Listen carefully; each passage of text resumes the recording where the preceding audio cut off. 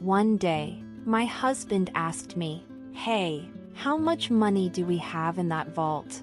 I chuckled and replied, probably around $500,000 in total now. The next day, when I got home, I found signed divorce papers on the living room table, and both my husband and the vault were gone. My name is Helen, and I'm a 58-year-old working housewife. Despite everything, I still work hard at my job.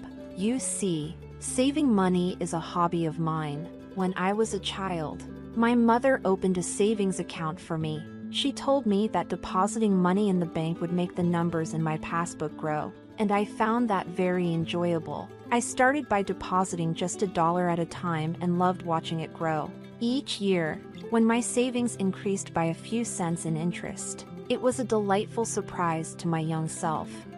Being fond of money and how it works, I became a financial planner and gave advice on asset management. One day, a college friend told me about an old childhood friend who was in serious trouble due to debt. They asked if I could give him some advice, so I decided to meet with them. This old friend was a handsome man with a refreshing smile. My friend explained that despite his looks, he loved gambling and was struggling to make ends meet. I thought I might have some good advice for him. His name was Mark. As I listened to his story, he admitted he loved gambling, just like his parents, and had even taken on their debt. He seemed quite worried, and I found his troubled expression rather endearing. Because my friend had asked, I gladly agreed to help him. Looking back now, perhaps I had a bit of a crush on him, but I never imagined that this would lead to a series of troublesome events. Anyway, I advised Mark to consolidate his debts and reduce his monthly payments so he could manage his life somehow. Not long after, Mark and I started dating. My friend opposed it, saying, I wouldn't recommend being with him, but we went ahead and got married. I thought that getting married would help us face Mark's debt together. My income was pretty good for my age group, so most of Mark's income went toward his debt. I made sure he cut ties with his parents to prevent the debt from increasing further, and I gave Mark a monthly allowance of $500. When Mark decided to cut ties, his mother yelled, "Ungrateful child! I wish I'd never given birth to you." It's only natural for a child to repay their parents' debts. His father also said, "Where's that thieving cat? I can't rest until I give her a piece of my mind. You don't belong to us." My husband, exhausted from having to deal with my in-laws' debts all this time, finally told them, "Enough is enough. I'm not your ATM. I'm trying my best here," and came back to me. He finally felt relieved to be free from my in-laws, who constantly brought up their debts. Soon after, we had a son. Our son Kevin is handsome, just like Mark. He's my pride and joy. However, Kevin seemed to pick up on his father's lack of discipline and indecisiveness. Just as our son noticed, Mark's carefree character didn't change. He continued borrowing money from predatory lenders, dealing with loan sharks, and tricking friends into lending him money to gamble away. We went through a lot, but I managed to keep Mark in line over the years. After 23 years, we finally got Mark's debt down to about $10,000. We were almost at full repayment when Mark received a call from his parents. "Please help us," his mother pleaded. "Your father has collapsed. We're at the hospital now. Can you come?" "What? Which hospital? What's his condition?" Mark asked in a panic. "Your father suddenly collapsed, and we had to call an ambulance." His mother sobbed. "Mom, pull yourself together. What hospital are you at?" Mark left work early and rushed to the hospital. He messaged me, "Helen, Dad collapsed. I'm at the hospital now. I'm sorry I broke our promise and went to see my parents. I'm really sorry to hear that your dad collapsed. How is he now?" I asked. Mark sighed. "He had a minor stroke. His life isn't in danger, but he needs to avoid overexerting himself. Both my parents are feeling pretty low. I want to stay with them for a while. Is that okay?" "Of course, honey. I replied. Go and comfort them. Should I come too? No, it's okay. You're busy with work, and they might treat you poorly again, Mark said. I gave Mark a little extra money for hospital visits. They probably couldn't pay for the hospital fees. Since then, Mark seemed to visit his parents often. Each time, he took $200 or $300 from me. I guessed my in-laws were struggling financially and were taking a bit from Mark. It amounted to around $1,000 to $2,000 a month, but I let it slide for now. A year has passed since my father-in-law collapsed. Both my in-laws have aged, and I guess they wanted someone to lean on. My hobby, as always, is saving money. One day, I took out my bank book from the vault with a grin. Mark, who usually wasn't interested in me, stared at me and asked, "Hey, how much money do we have in that bank account you always look at so happily?" "It's about $500,000 now," I answered casually. But the next morning, I found a filled-out divorce form left in the living room, and both Mark and the safe were gone. As I was having breakfast, I couldn't help but smile. I knew Mark had been eyeing the money in the vault. Moreover, he had planned to take the entire vault. He's really not smart, but imagining him carrying the whole thing almost made me burst out laughing. We have a black cat named Luna, and we've installed a pet camera to watch her. Luna's adorable antics are the highlights of my day. I watch the camera during my lunch breaks, no matter when I look. My child is just adorable. One day, as I switched on the camera, there they were in our living room on a weekday, my in-laws and my husband, Mark. They were having an unbelievable conversation. "Oh, you're living in such a nice house, Mark. Having a good salary makes your mother so proud," my mother-in-law said, flattering my husband. "Indeed, I am proud," Mark's father added. "You know, I make a pretty decent salary myself, but Helen takes all of it, so I only get an allowance of $500 a month," Mark said. "Oh, you poor thing. You've been working so hard. Your mother understands." They consoled him. "I can't believe she takes all your salary and gives you only $500 a month. That's outrageous. You should be getting more. Why are you obeying such a tyrant like Helen? You could be living much better on your own. You're our pride, Mark. You could have saved hundreds of thousands by now, but she's just exploiting you. You poor thing." My mother-in-law began to sob. "Yeah, I've been thinking the same thing. You guys are right," Mark agreed. "What is he talking about?" He seemed to have completely forgotten that I've been working hard to pay off his debt. I wondered what was going on inside their heads. In the past, Mark had been burdened with debt from his parents and had to give them cash every month, making it difficult for him to get by. Now, she has a bank book with tons of savings stashed away. "It's not fair that I only get $500, Mark complained. The moment he said that, my in-laws' eyes lit up. They exchanged glances. "So how much is in the bank book?" They leaned in eagerly, awaiting his answer. Last I heard, I think it was around $400K or $500,000, Mark said. "Mark, isn't that money rightfully yours?" They asked. "It might not match the effort you've put in, but isn't it money you should be receiving?" "Yeah, I guess you're right. I'm starting to think the same thing," Mark conceded. Despite his good looks, Mark is indecisive and easily influenced by others. I used to find this indecisiveness endearing and devoted myself to him wholeheartedly. We've managed to reduce his nearly $200,000 debt down to $10,000. Yet it looks like he's being manipulated by his parents again, and they're about to touch my precious savings. Seeing this scene was so pathetic. I was at my desk at work, tears streaming down my face as I held my phone. I've been putting aside my living expenses for Mart, using his income mostly to pay off the debt. On top of that, I was providing him with an allowance of $500 out of my own pocket. Despite explaining this to Mark, it seems he's completely forgotten. What have these past 23 years been for? I felt so sad and pitiful. My heart ached as if I was drowning in my own tears. I felt like I was disappearing, on the verge of breaking, but I made sure to record the conversation and sent the data to my son. That day, I left work early due to sickness.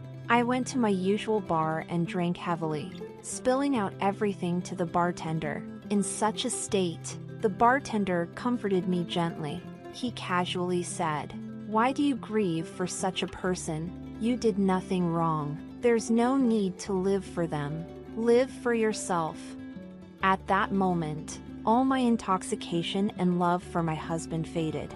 "Thank you, sir. Next time, we'll share a pleasant dream." I went back home after saying that to the bartender. Entering my study, I began to think, how would I steal the bank book inside that vault? I couldn't even begin to imagine, but I needed to devise a plan. I will show them hell. They shouldn't underestimate me. I concentrated harder than usual. Gathering evidence was the first step.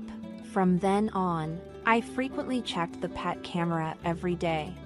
Then the ugly truths began to surface. My husband was bringing home a young woman during his supposed work hours. It seemed like he was bringing her over about 3 times a week. I couldn't believe I had to witness my husband's infidelity when all I wanted was to watch our cat, Luna. Luna also seemed to be scared and wouldn't show up. They ruined my precious relaxation time. No more than that. They betrayed me, which I can't forgive. One day, I'll punish them severely. One day, while I was working, I activated the pet camera.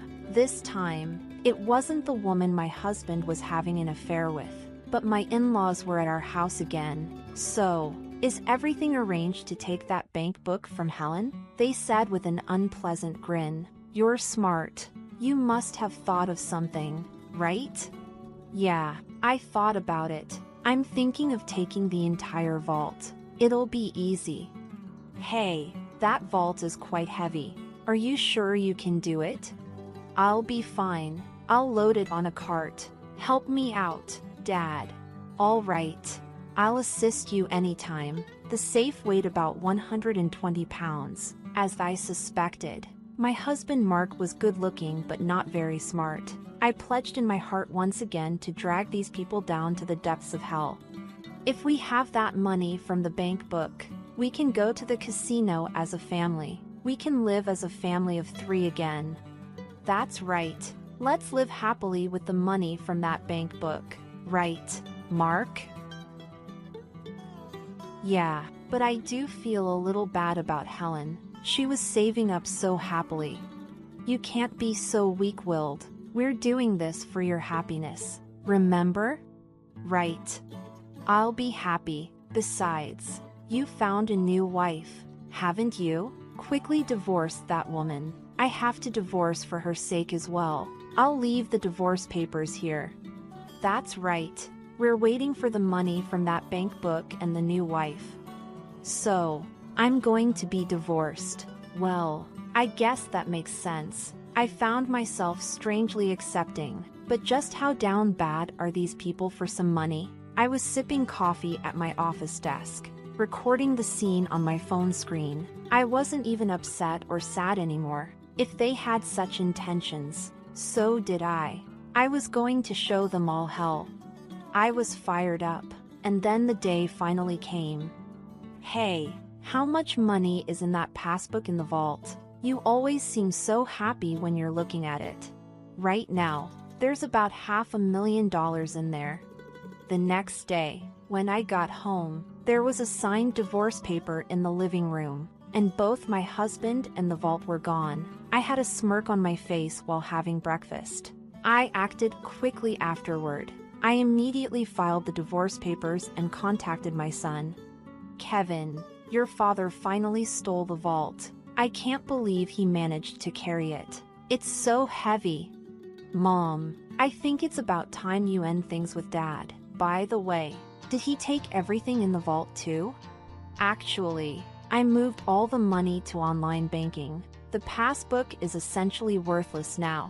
The most valuable thing might have been the safe itself since it was so heavy." Oh, by the way, I've already filed the divorce papers. Now, I'm thinking about filing a police report. What do you think? You should file a police report, and it would be best to hire a lawyer. Oh, right, a lawyer. I already had a private investigator on it, but hadn't thought about a lawyer. Thanks. I'm cutting ties with that too. Kevin seemed exasperated. As Kevin suggested, I reached out to a lawyer through my private investigative contact. I handed over the recording from my pet camera to the police and the lawyer and waited. After a while, I received a call from my ex-husband. He sounded quite frantic. What the hell? The passbook is empty. What happened to the $500,000? You tricked me. That was my money. Where is it? Tell me now, or I'm going back to the house and abandoning your cat. Luna. You just committed theft and now you're threatening me. From now on, communicate through my lawyer. I said and blocked his number. I reported the incident to the police and sent the recording to my lawyer. Oh, what a relief. This is what I wanted to do. Karma is a real pain. I got a call from the police shortly after. We have caught the thief. However, the vault was damaged. It appears he forced it open. The things inside it were burned. My ex-husband and his parents learned that the passbook balance was zero, and apparently, they set the things inside the vault on fire. Even though it was his first offense, my ex-husband spent a few days in police custody. His parents were released with a stern warning. My ex-husband broke into the house he used to live in after he was released. Hey, open up! I've come back. I'm sorry. It was just a small prank. Let me in. Let's talk. You haven't filed the divorce papers yet, have we? We're still married, right? Don't make a scene in front of the house. This is no longer your house. I've already filed the divorce papers. We are strangers now. Leave now, or I'll call the police. You jerk! This is my house. Open up! Open up! I called the police when he started causing a scene. 10 minutes later, he was taken away by the police again. I then called my lawyer, explained what happened, and had him start the process of getting a restraining order. Afterward, I asked my lawyer to sue for emotional distress due to infidelity. The lawyer said we might not get much money from his broke family, but none of that really matters. I'm definitely going to demand alimony. It seems the reason he broke into our house was because he was discarded by his mistress and apparently wanted to get back with me. His mistress promptly transferred $10,000 in alimony and seemed to have fled. It seems they split after the vault incident. When the money runs out, so does the love. I'm sure he was enticed by my $500,000. My underpaid ex-husband, who still has $10,000 in debt, and his gambling-addicted parents seem to be struggling with daily life. He appeared to be living in an old single-room apartment without a bath, constantly quarreling among the three of them. This information came from my lawyer. My ex-husband pleaded, I can't afford to pay the alimony. Please reduce the amount. And my ex-husband, who got involved with the police, was on the verge of retirement but apparently got fired from his company. The elderly parents-in-law have managed to find jobs in cleaning and seem to be barely making ends meet. My ex-husband is now working 3 part-time jobs. But these 3 are gambling addicts, so no matter how much money they have, it disappears. There's no helping them. I had my lawyer tell them, no reduction. Stay away from her. If you're really sorry, show it with money. If he had stayed with me, he had planned to end the remaining $10,000 debt by the time he retired. But he fell for the sweet talk of his gambling-addicted parents-in-law at the end.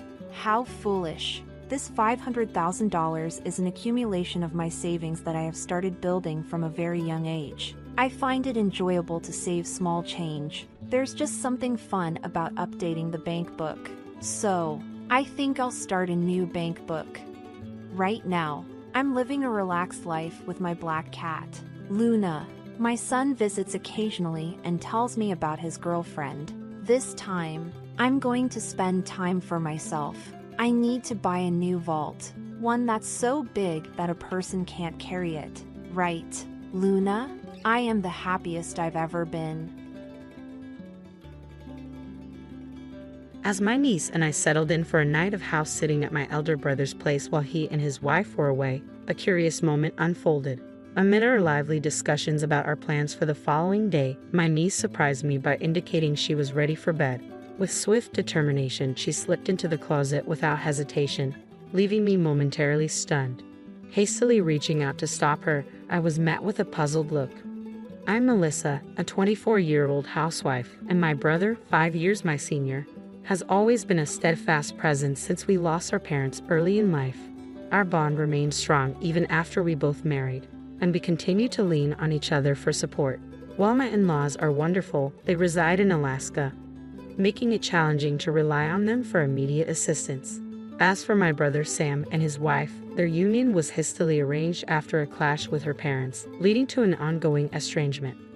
With no nearby relatives to lean on, our bond of unwavering support flourished. It grew even stronger when Sam and his wife welcomed their daughter, closely followed by the arrival of a little girl into my own family 4 years later.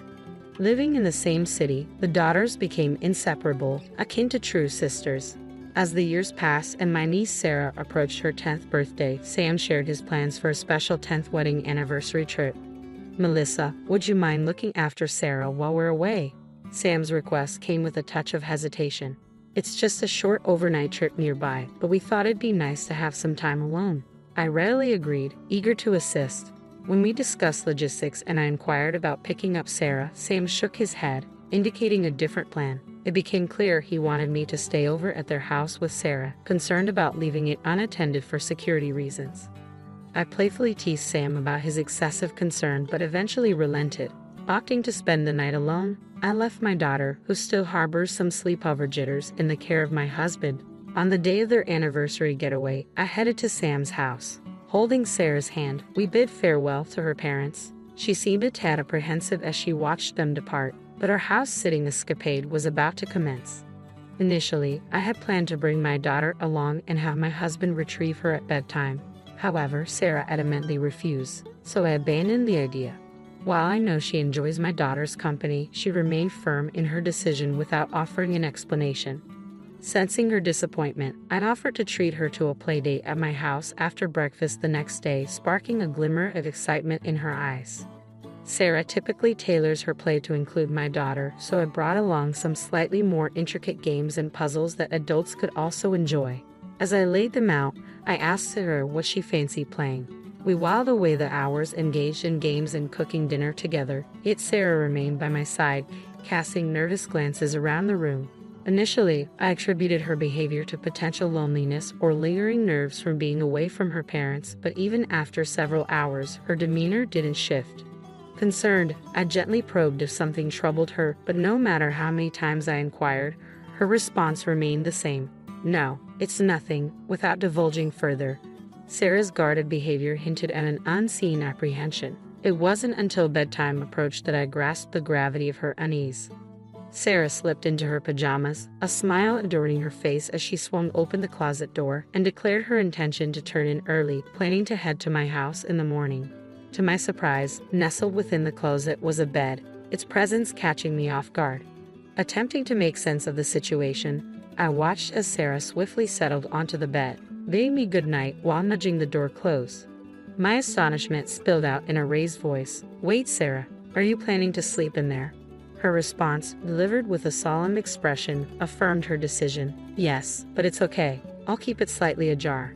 If anything happens, I'll wake up immediately." Concealing my bewilderment, I extended an invitation for Sarah to join me in my own bed. After some hesitation, she relented and joined me. She explained her desire to keep the bed in the closet as a hiding spot. Though perplexed by her reasoning, I reassured her it was perfectly acceptable. With a bright tone, I queried why she felt the need for a hiding spot. After extracting a promise from me not to chuckle, she leaned in and whispered, "The monster might come." At first, one might assume she was just an innocent child, but the tale she spun shattered any semblance of innocence. Sarah trembled, clinging tightly to my arm. The monster is terrifying and cunning. It only shows up when Daddy's away. If it appears, Mommy has to fend it off, and I must stay hidden in the closet until she succeeds. Mommy always cries during the struggle. Once, I tried to assist her, but the monster's banging on the closet door scared me so much. I wrapped my arms around Sarah, feeling her tremble against me, and sighed deeply. Perhaps this monster was more than a bedtime tale. It felt too real. The revelation of my sister-in-law's affair, discovered in such an unexpected manner, left me adrift. If the supposed monster was indeed her lover, it wouldn't dare approach this house while she was absent. Yet Sarah firmly believed it targeted days when Daddy was away. As I observed Sarah's vigilance throughout the day, her proximity a shield against potential threats, my heart ached. Considering the gentle soul of my niece and my brother's unwavering trust in his wife, anger swelled within me towards my sister-in-law. But above all, I yearned to offer solace and reassurance to Sarah. I gently clasped Sarah's hand, offering her a reassuring smile. "Don't worry, Auntie's here today. You mentioned the monster is cunning, right? Well, it'll be caught off guard by a stranger like me and won't dare to come near the house. Besides, your mommy, who the monster always targets, is safe with Daddy right now, so it can't harm her." Despite my attempts to ease her anxiety, Sarah remained clouded with worry, unaware of the monster's true identity. With each passing moment, her apprehension grew, fearing an imminent attack. She suggested we seek refuge together in the closet, prompting me to encourage her to share her concerns about the monster. I hoped that by addressing her fears one by one, she would eventually find peace and drift off to sleep. As I listened to Sarah's distressing revelations, I realized I couldn't simply remain idle. Without hesitating, I whisked her out of the house, disregarding her attire, and swiftly drove us home. Upon arrival, I briefed my husband on the situation and coordinated for him and his friends to spend the night at Sam's house. Around 10 p.m., after my husband and his companions had departed, I received a call from Sam inquiring about Sarah's well-being. "Has Sarah already retired for the night? Don't forget to take care of yourself and your family too. Ensure the house is securely locked. Good night," he advised before bidding farewell. After inquiring about Sarah, Sam urged me to ensure the door was securely locked before retiring for the night. His stern warning resonated deeply, and I fought to steady my voice as I assured him. Once the call ended, I glanced at the peaceful slumber of Sarah and my daughter, steeling myself to confront the lurking menace. The following morning, my husband returned from my brother's house, and my emotions swirled with a mixture of fear and anger as he recounted the events of the previous night. Relief washed over me, knowing my actions had been justified. We spent the remainder of the day at home, anxiously awaiting my brother and his wife's arrival to retrieve Sarah.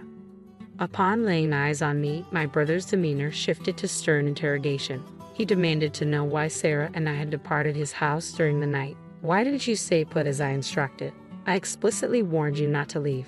You claim to understand, so what possessed you to return home on your own?"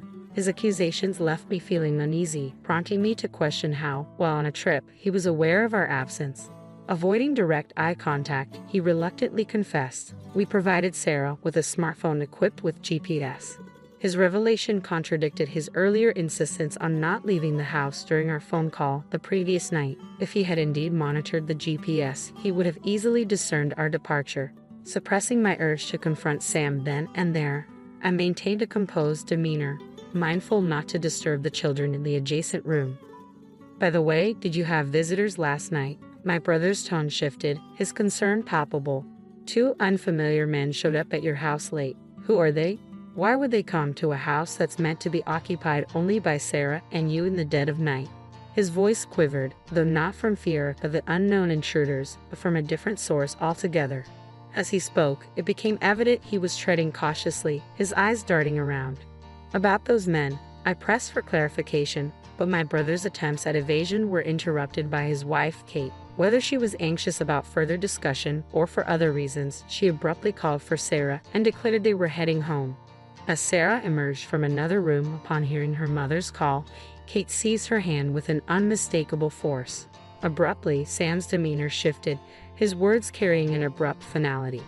"I can't forgive what happened, but we're leaving today," he declared, urging Sarah to depart the room. Despite my efforts to dissuade them, my brother and his wife remained resolute in their decision to leave. Ignoring my pleas, they pressed on without a backward glance. Witnessing Sarah's resistance to her parents' departure, I swiftly drew her close. "What's going on?" Kate's startled cry echoed as she released Sarah's hand, but I shielded the child behind me, creating a barrier between us and the departing couple. Amidst their hostile tirade, my husband and I stood firm, adamantly refusing to surrender Sarah. As they advanced toward us with fury in their eyes, we managed to usher them out of the room, firmly asserting our stance against allowing Sarah to be taken away. Swiftly, a waiting police officer intervened, promptly detaining the agitated couple. Confusion reigned as the officers attempted to contact my brother and his wife. Sam vehemently insisted to the officer that it was we who should be detained, alleging that we had taken Sarah from her home and were holding her against her will. "My sister and her husband have abducted her from her rightful place. Please rescue her swiftly," he implored, despite our protests. Our daughter, emerging from the chaos, sought refuge behind me, engaging Sarah in a bewildered conversation, affirming she was not being held against her will. Sam's stern demand for Sarah to accompany him fell on deaf ears as she clung to my side, paralyzed by her father's towering anger. Kate remained silent beside the officer, casting furtive glances at Sam, hinting at an unspoken message intended for him and Sarah. As the officer restrained Sam, who was causing a scene at the entrance, my husband intervened, holding his smartphone aloft. Sensing the tension, I ushered Sarah and our daughter back into the adjacent room, urging them to close the door to muffle any sounds. With their safety ensured, my husband silently played a video he had recorded in my brother's house the previous night. As the footage unfolded before their eyes, a ghostly pallor washed over the couple's faces, betraying the shock of realization. The video unfolded with eerie precision, capturing the quiet turning of the house key followed by the stealthy entrance of two unknown men, seemingly armed with a duplicate key. Their jovial demeanor upon entering, coupled with mentions of my brother's name, sent shivers down our spines. "You guys are ghosts too, huh?" they quipped, followed by a chilling joke about discounted rates, invoking my familial connection. With smirks etched across their faces, they directed their attention to my husband and his friends. Evading direct inquiries, my husband's friend offered a vague response, prompting one of the men to boast about the sum paid, hinting at a close relationship with my brother and his wife. Their unsettling remarks took a darker turn as they casually mentioned their plans involving Sarah. As the camera caught a glimpse of their profile, a sinister aura emanated, rendering them more villainous than any mere monster. From my vantage point, the screen remained obscured, but the chilling audio alone sent shivers down my spine. Following the playback, my husband's friends wasted no time interrogating the intruders, probing into their frequent visits and habitual pairings. Their inquiries soon turned to Sarah and me, a sense of urgency tainting their tone. My husband's terse admission of our absence seemed to jolt the intruders into reality, realizing the gravity of their situation. With mounting tension, the men made a hasty exit, their hurried departure leaving lingering questions in their wake. Whether they had overlooked my husband's recording until the last moment or deliberately concealed its existence remained unclear. My brother, appearing visibly shaken, vehemently protested his ignorance, clinging to the belief that he was being framed. However, the damning evidence presented in the video, entrusted to me and young Sarah by my brother, shattered any lingering doubts. His feigned ignorance failed to sway anyone, leading to his apprehension by the authorities. Kate, though feigning innocence, found herself under scrutiny as well, her involvement questioned by the officers who had heard Sarah's testimony. Consequently, both Sam and Kate were escorted into custody, their roles in the unfolding drama under intense scrutiny. During the police investigation, Sam and Kate eventually came clean, leading to their arrest. Shockingly, Kate had been orchestrating a lucrative scheme, inviting men to their home while Sam was away at work and profiting from their visits. When she realized there was a demand for children, she exploited Sarah, carefully skirting the law to assist her mother, who was under pressure from unsavory individuals. Innocent Sarah, unaware of the sinister motives, innocently posed for photos which Kate used to entice potential clients.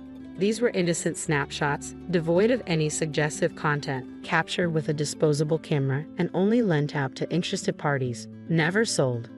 While I detested Kate for her actions initially, it seemed like a matter that didn't directly concern my husband and me. However, things took a darker turn when Sam not only condemned but actively participated in the exploitation, rather than reprimanding his wife or protecting their daughter. So, instead of addressing the issue, Sam decided to expand the operation, recruiting men to become clients, believing that more employees would lead to increased revenue. With this simple yet flawed logic, he devised a plan to involve me in his business. Knowing I would never willingly agree, he resorted to coercion, using the threat of exposing the photos as leverage. Their scheme took a sinister turn when they carefully selected a day when the neighbors were absent, locking both Sarah and me inside their house. Then, without a second thought, they exchanged their house key for a large sum of money and departed on a pre-planned vacation, leaving us behind.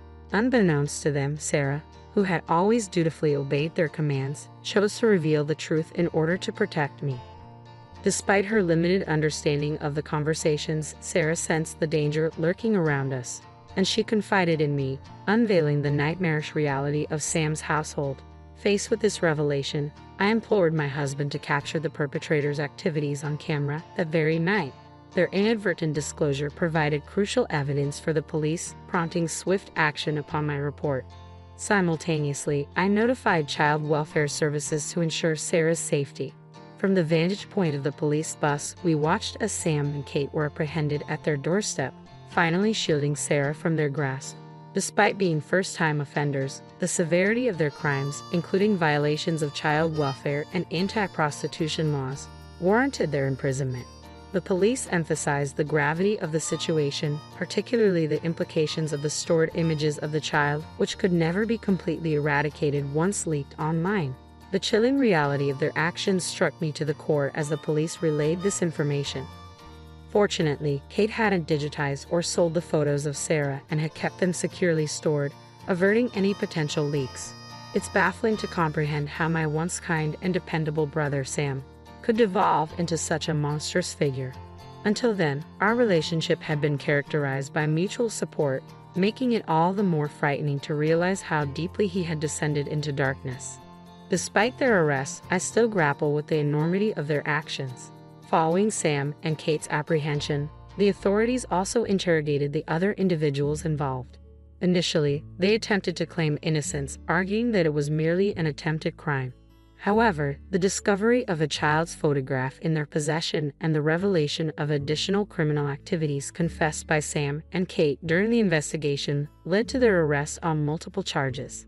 After dealing with the monsters and their associates, our next concern was Sarah's well-being. With both her parents unfit for guardianship and no family willing to step in, Child Protective Services decided to remove her from their care. While this was a relief, Sam and I faced the harsh reality that neither of us had parental figures, and Kate's family had severed ties. We discovered that if we couldn't find a suitable guardian within Kate's family, Sarah would be placed in foster care. After much deliberation with my husband, we made the decision to adopt her. Sarah held a special place in my heart, and I couldn't bear the thought of parting ways with her. Thankfully, my husband shared my sentiment, and we saw this as an opportunity to start anew in the countryside, closer to my in-laws. Moving to the countryside not only provided Sarah with stability but also allowed my daughter to spend more time with her grandparents, whom she adored. She was thrilled to have Sarah as her older sister, fulfilling her long-standing wish. Freed from the clutches of her parents, Sarah quickly adapted to her new role and environment, embracing a life filled with peace and happiness. I am Christina, and I am 32 years old.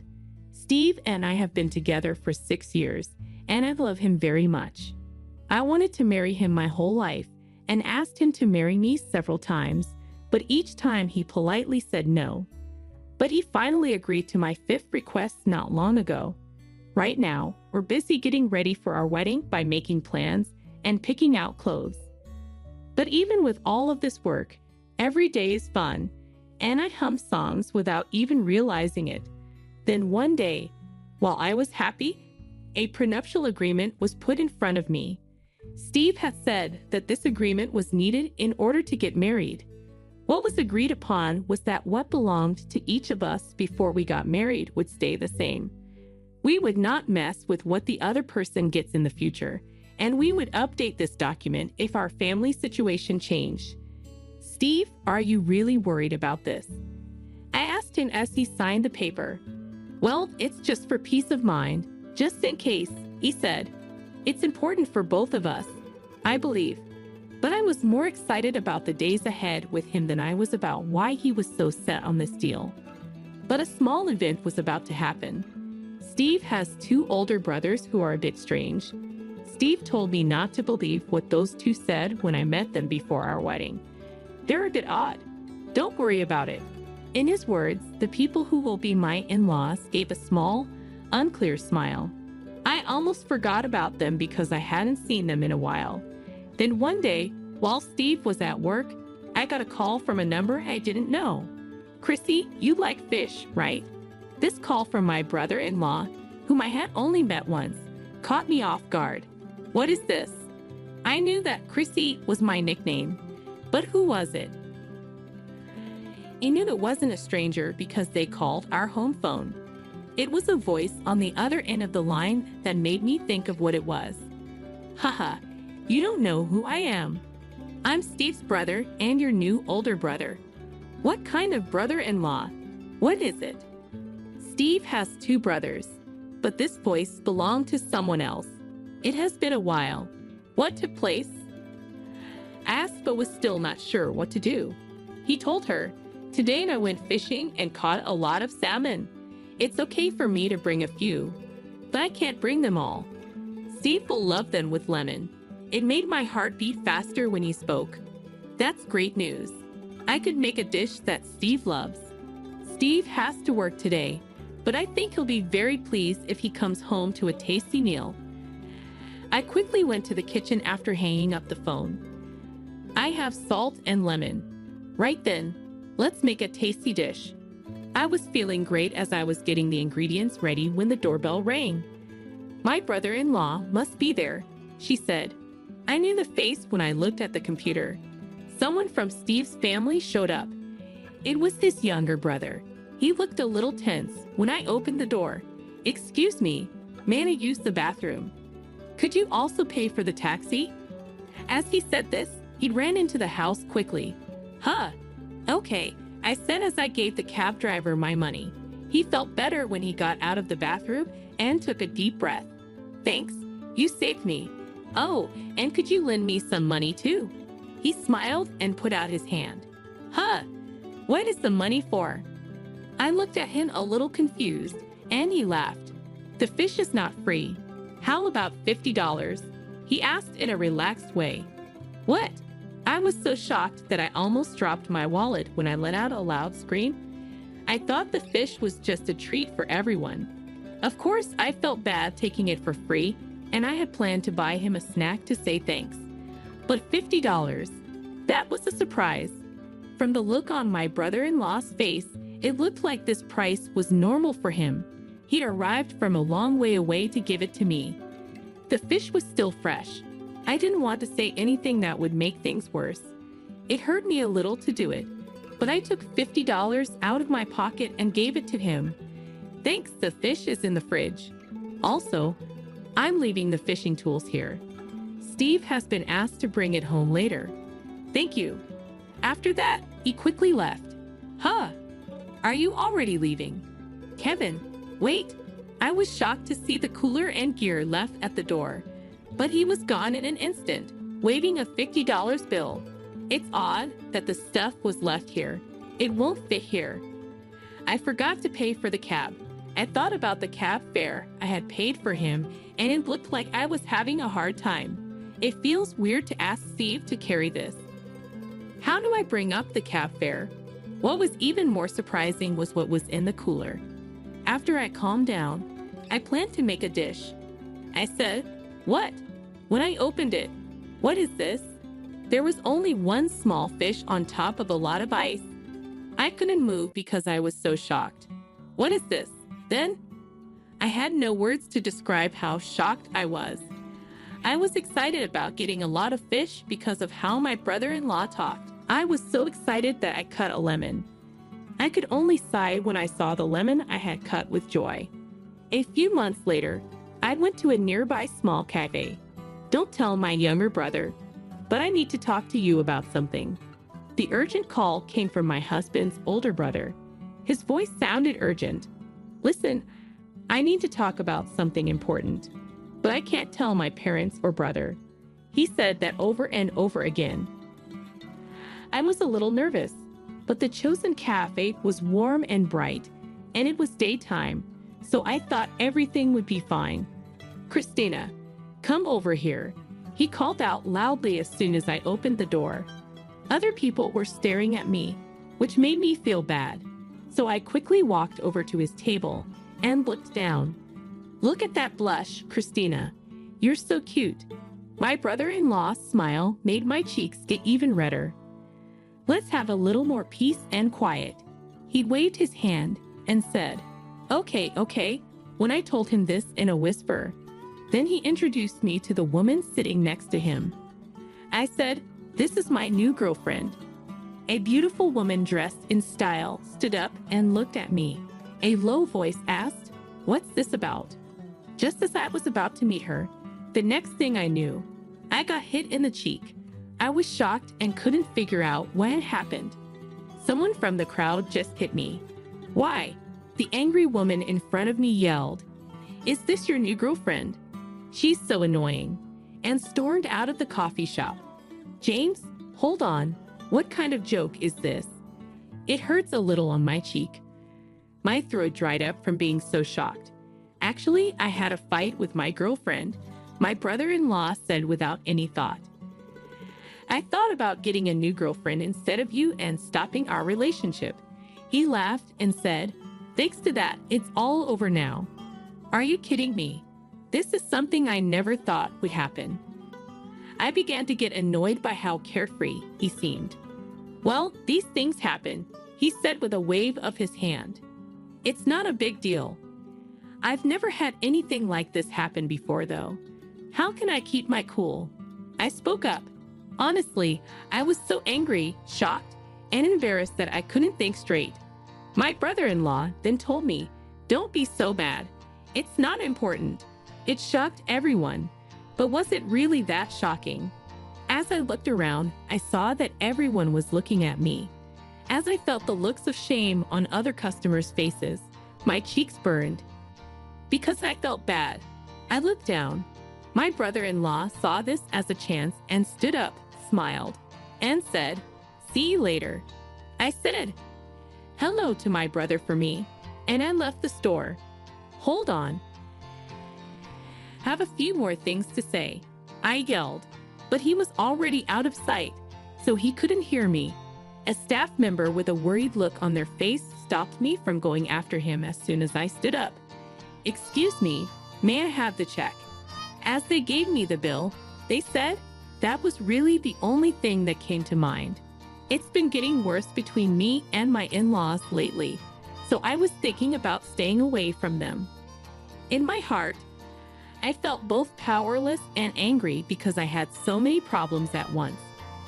After telling my husband everything, we agreed not to respond to any messages from his brothers. If they needed something, they would have to talk to my husband about it. I then chose to ignore the several texts I got after that. The happiness didn't last long, though, because my in-laws' 60th birthday party was coming up, and I had to go. I've always felt welcome with them, and I loved them as much as I loved my husband's parents. My mother-in-law said, Wow, it's so big. And that separate room over there is so pretty too. Seeing her have fun made me feel better. This house would be great for the party if I could pick it. The in-laws wanted a traditional house that I got from my grandparents not long ago. That house is a classic house that is 230 years old and was moved. When my grandparents lived there, it was always busy. I talked about it with nostalgia. The first time I met my wife, it was also in such a traditional place, my father-in-law said as he thought back.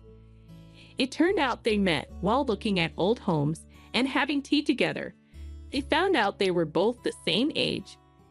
In fact, this house was a restaurant before my grandparents moved into a nursing home. My mother-in-law made me feel better by telling me today was special and the place was perfect. She felt bad that she hadn't invited them sooner. Those words made my heart a little warmer.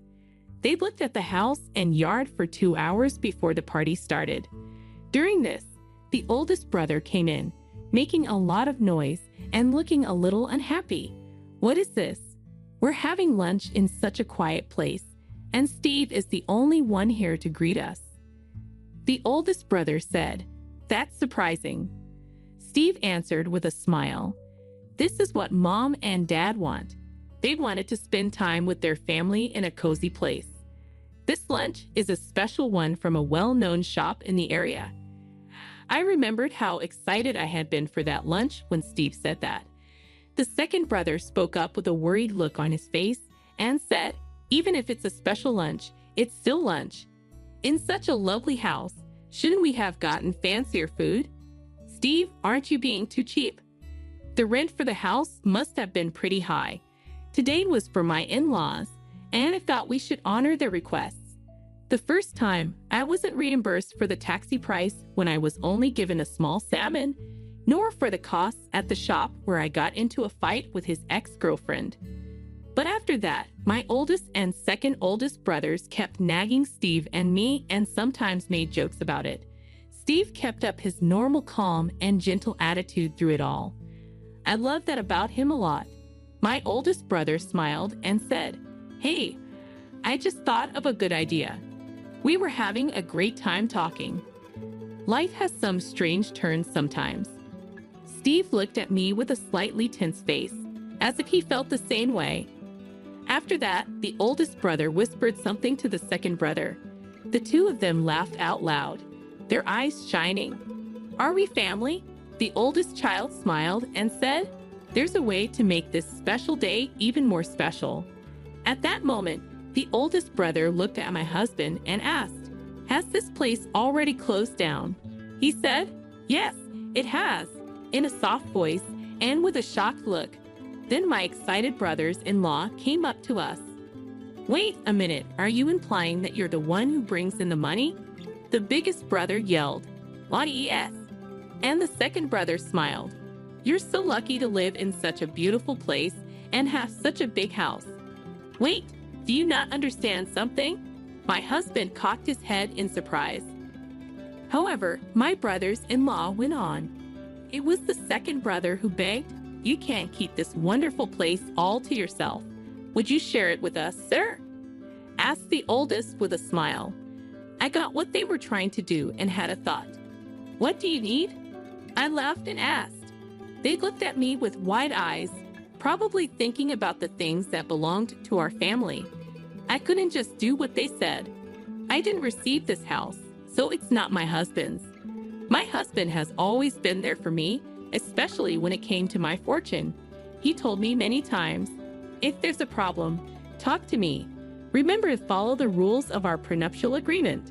My brother-in-law's behavior was even worse when I thought about how kind and honest he was. "Isn't this place in the most beautiful spot anywhere? You can get anything you need with just a short walk. Isn't this house a little too big?" The oldest child said, "Maybe we should let our younger brother's family live here," which was a lie. "We don't have to meet anymore if you don't agree." After taking a big breath, I said, "It's okay." They were shocked. "That's it. If so, can our younger brothers live here?" "Yes, of course," said with a smile. "Not just for the second oldest brother, but also for you. I hope everyone likes the house. These are the keys." When I gave them the keys, my brothers-in-law's faces lit up right away. "That's it. We're very thankful." "Yes, Christina. Thank you so much," she said. They walked around the house happily, while my husband asked, "Are you sure about this?" He did so with a slightly raised eyebrow. I grabbed his hand. "Don't be afraid. I've given it a lot of thought." After a few days, our intercom rang urgently while we were relaxed in the living room. When they opened the door, my in-laws looked scared. "Why is this taking place?" We didn't know that the house was going to be torn down. They held up a warning to tear down the building. "Oh, that was planned," I said in a calm voice. They were shocked and asked, "Why?" I told them, "There will be a new apartment building built there. In order to do that, the current house has to be torn down. They were dumbfounded as they looked at me. I also said, the high-end restaurant has been offered to move because it is in such a great spot. While the 60th birthday party was going on, I left it alone, but today is a big day for it. They looked at each other worriedly. Seeing how surprised they were made me feel a little better. Is the house really going to be torn down? Are you sure? I smiled and said, yes, I am. So you might want to get back any important things soon. Everything inside will be thrown away. When they heard this, their eyes got even bigger. I added, given how busy the construction site is, work might start soon.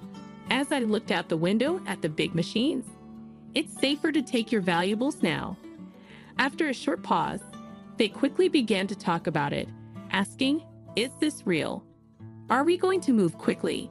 As I watched them run off, I looked at my husband. I said, it looks like they really didn't know. My husband smiled and said, I guess my parents and I thought it would be good for them to get a little shock based on what we've learned from the past. But we may have caused the workers trouble. The house keys were given to my in-laws? That's true. I told my husband and his parents the right way to go about telling them about my plans to move into a new house. Of course, I also told them that the house had been bought and gave them information about the date of the handover. They could have told the brothers the truth, but it looks like no one did in the end. Don't stress out about the workers. He told me, I've already talked about it with them. I thought this might happen, so I told the worker ahead of time. We said a few words. I hope he regretted, and then went to sleep. I couldn't believe it had come to this the next day. When we got to my in-laws' house, my mother-in-law's Mings and my upset brothers-in-law were there to greet us. Even if the contractor didn't let you in, what were you thinking trying to sneak into the house at night? Well, it turns out that they tried to sneak into the house during the day, but were turned away. So they tried to get their valuable things at night. A neighbor thought this was odd and called the cops. Not only did you not get your things back, but you were also stopped by the police. My husband said in shock. Yet even though the in-law boys were eager to explain, their parents only said, you both should say sorry. My husband gently gave them advice, and they didn't seem like they wanted to say sorry. But the oldest brother replied, what? With a hint of anger. But all of this is because of Christina. The second brother added, I thought you were nice, but I was wrong. I didn't understand why you gave me the keys so quickly. But what you did to the house shocked me. Could only smile when they suddenly complained. Brothers, it looks like we have a misunderstanding. The truth is that I received both the land and the house. We talked about this before I got married to Steve. I've always said what's mine is mine, and we even made a deal about it. So really, it's not your place to step in. A contract, I asked. The in-laws looked shocked, though. I chose to make things clear. There have been many ideas about what to do with the land since my grandparents' time, but they always wanted to keep it the way it is. On the other hand, they told me I could sell it in the future, which I confirmed with a skilled builder. It's not your business, then. But we're family, so why do you think it doesn't matter to us? Before I answered, I thought about a lot of things. About 3 years ago, I really began to think about getting married. Since my mom died soon after giving birth, my dad raised me with a lot of care on his own. Together with my dad, we were like best friends. We went camping in the summer and on ski trips in the winter. Unfortunately, those happy times came to an abrupt end when my father fell and died. Being overloaded, I felt bad that I couldn't do anything to help him and sad that the room was empty where he used to be. At that time, my husband was there for me and supported me through my dad's funeral and the memorial events that followed. Because I couldn't leave the room I shared with my dad, my husband would make me soup and listen to me talk about my dad all night. I want to marry you so badly. You've thought about me and been on my side all along. I told him during my 5th approach, If there's something you don't like about me, I'll fix it. He then looked upset and brave as he told her, I want to marry you, but my family is having problems. I don't want to give them to you. Steve, I told him, I really love you, and I don't care about any problems in your family. We then chose to get married. I have no regrets at all. I wanted to do what my grandparents wanted, and I'm happy that I did. His boys, on the other hand, were a different story. I can't believe how cocky your brothers are. I can no longer forgive them. I made it clear they will pay for everything they've done. Taxi fares, expensive food bills, payment for slapping me, the price of our tea at the cafe, home utilities, the cost of calling the police, and everything else. Steve said. His brothers turned pale. Even for that, that's not possible. Then there was an even bigger surprise. You're rejected, their father told them. What? Dad, please don't. This caused their parents to kick them out of the house. Even cousins who lived a long way away knew about their bad behavior. The brothers' women and families left them because they had lost their place. They now seem to live in peace and quiet in a small room. Is this our new house? Is it really possible to live here without any problems? We moved into a fancy high-rise house next door to Steve's parents. Of course, we agreed to buy this floor in the building before we could give up the land. It's great that we can live close together. Some of my grandparents' old house, like the beams, were used to build our new house. A new picture of our family was taken. Let's put this picture up next to the old ones. The picture showed my family's happy faces. I told myself, from now on, I'll treasure